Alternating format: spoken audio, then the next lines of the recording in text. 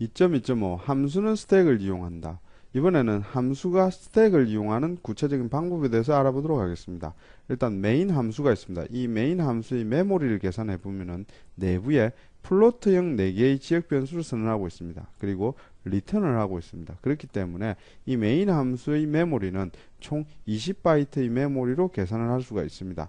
이 메인 함수를 호출하기 위해서는 반드시 이 20바이트의 메모리를 생성한 이후에 메인을 호출하게 됩니다. 그렇기 때문에 메인 함수를 호출했다고 하면 이와 같이 20바이트의 메모리를 생성하고 그리고 각각 지역 변수의 값이 할당되어 있기 때문에 3.0, 4.0을 각각의 메인 함수의 메모리에 이렇게 할당을 하게 됩니다. 그리고 나서 여기서 getVariance 함수를 호출하고 있습니다. 이렇게 되면은 메인 함수 내부에서 getVariance 함수가 호출되었기 때문에 메인 함수의 메모리 윗부분에 getVariance의 메모리가 이렇게 만들어지게 됩니다. getVariance 함수를 보시면은 매개 변수로 x1, x2, 그리고 x3, 그리고 지역 변수로 플로트 m과 플로트 f를 가지고 있습니다. 그리고 최종적으로 리턴을 하고 있습니다. 그렇기 때문에 이 getVariance를 호출하기 위해서는 반드시 24바이트의 메모리가 필요합니다. 그렇기 때문에 getVariance가 호출되면서 24바이트의 메모리를 생성하고 있습니다. 그리고 여기에 F1과 F2, F3가 각각 3.0, 4.0, 5.0이 getVariance로 할당이 되었기 때문에 getVariance를 호출함과 동시에 매개 변수 자리에 3.0, 4.0, 5.0이 이렇게 할당됩니다. 다시 getVariance 내부에서 이와 같이 getMin이라는 함수가 호출되었습니다. 그렇기 때문에 이 getVariance 윗부분에 getMin에 해당하는 함수의 메모리를 먼저 생성한 이후에 작업이 이루어져야 됩니다. 그래서 getMin에 해당하는 메모리를 생성하고 getMin의 함수를 호출하겠죠. 그 다음에 getMin을 보시면 getMin에서는 3개의 매개 변수를 가지고 있습니다. 그리고 하나의 지역 변수와 리턴을 하고 있습니다. 그렇기 때문에 총 20바이트의 메모리가 필요합니다. 그래서 getMin에 해당하는 20바이트의 메모리를 먼저 생성하고 getMin을 호출하게 됩니다. 이렇게 하면은 x1, x2, x3가 각각 그대로 복사돼서 getMin으로 들어오기 때문에 다시 3.0, 4.0, 5.0이 할당되고 내부에서 이것을 더해서 평균을 내게 됩니다. 그렇기 때문에 내부에 평균을 더해서 y에 넣죠. 그래서 이것을 더해서 평균을 구해서 y에 넣습니다. 그리고 이 y를 리턴하게 되면 4.0이 되죠. 이 4.0이 나오는 값을 어떻게 합니까? 리턴을 해서 m에 넣겠죠. 그렇게 되면 이 4.0을 리턴을 해서 m에 넣으면 이 부분에 4.0의 데이터가 채워지게 됩니다. 이렇게 함수가 리턴되면서 값을 얻었기 때문에 해당 리턴되는 함수의 메모리는 제거되게 됩니다. 그리고 그 값을 플로트 m에 이렇게 얻어내는 것입니다.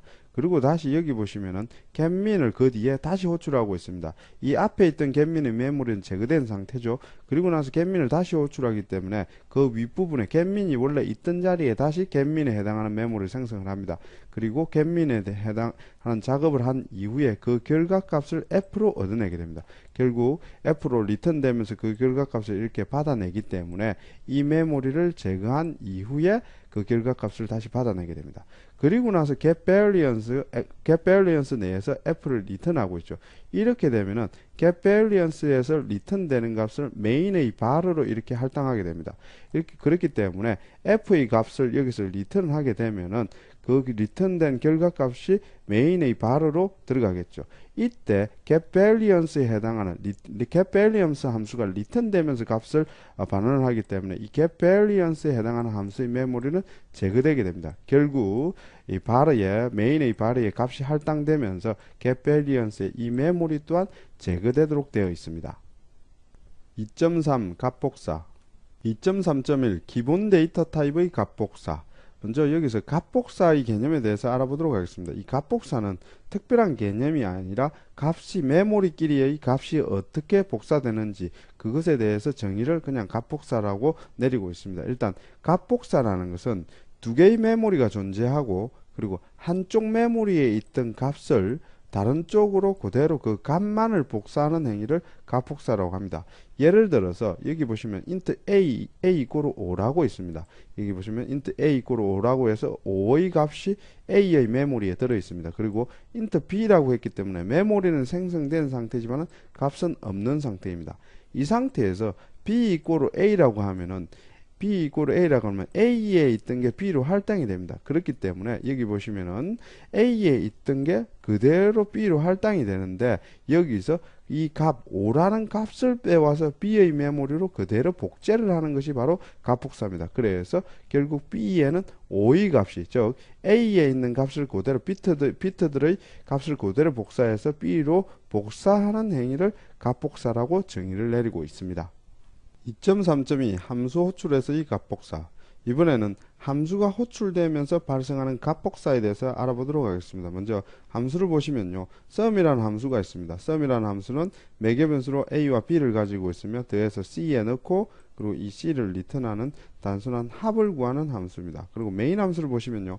메인 함수에서는 x와 y라는 두 개의 지역 변수의 3과 4의 데이터가 있고 이 x와 y를 이용해서 sum 함수를 호출하고 있습니다. 이 상태의 스택의 메모리 구조를 보도록 하겠습니다. 일단 메인의 메모리가 있어야 되겠죠. 메인의 메모리가 있고 그리고 메인 내에는 x와 y가 3과 4가 들어 있습니다. 그렇기 때문에 x에 3, y에 4를 이렇게 할당한 상태입니다. 이 상태에서 sum을 호출했죠. sum을 호출하면서 sum의 메모리를 먼저 만들어야 되겠죠. 그래서 sum의 메모리를 먼저 만들고 있습니다.